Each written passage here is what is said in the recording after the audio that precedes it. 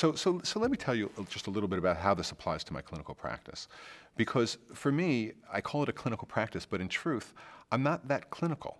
I have a PhD, I'm licensed, I'm a psychotherapist, and so you'd think I do what psychologists do, but I really don't.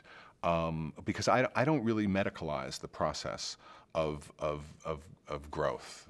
I don't call it healing for that matter. For me, medicalizing this process, if you have somebody who's got an organic brain disease or some sort of hereditary psychosis, schizophrenia, obsessive compulsive disorder even, something like that, there's obviously a medical predominance and needs to be treated by a physician. However, for the kind of struggles that everybody has, what we call neurosis, to me, that's not a medical issue. And I think neurosis is a term that should be banned, should be deleted from the, from medical. It's not a medical term. It should not be medicalized. It's a process of unfolding of the psyche, psychology, the psyche. The psyche is the soul. This is a process of the emergence, unfolding, maturation of the true self. So for me, pathology is not only misguided, but also as a concept, but also a wounding, rewounding in itself. In a sense, if I say to the client, look, you're sick, but if you do what I say and become this kind of person, then you'll be okay. And, I'll put a check mark next to your name. To me, that's what the parents said. And so for me, I say to my clients, at root, you're perfect right now, and the only thing that can be said of you is perhaps that you're immature, not sick. And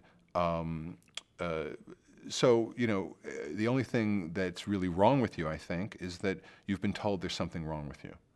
That when you were a baby and you enacted your true self, it was met with some sort of either anger or coldness.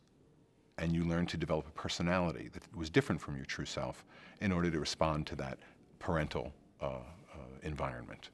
So the only thing that's really wrong with you as an organism is the fact that you felt the need to create a personality. And if you can get back in touch with your true self, your underlying self, in other words, I don't want to do the frontal assault. I don't want to come in through the personality, digging down against resistance from below to try to get down to a peaceful true self.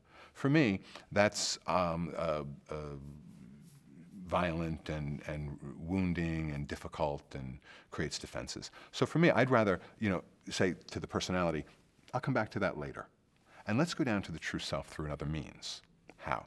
Through meditation, through psychedelics. I don't use them in my practice, of course, but psychedelics are a way that individuals do that. Through conversation, through immersion in an educative kind of a way, and I do a lot of educating. Through reading, through being in a spiritual community that's supportive of this sort of approach. That's how one gets into the true self.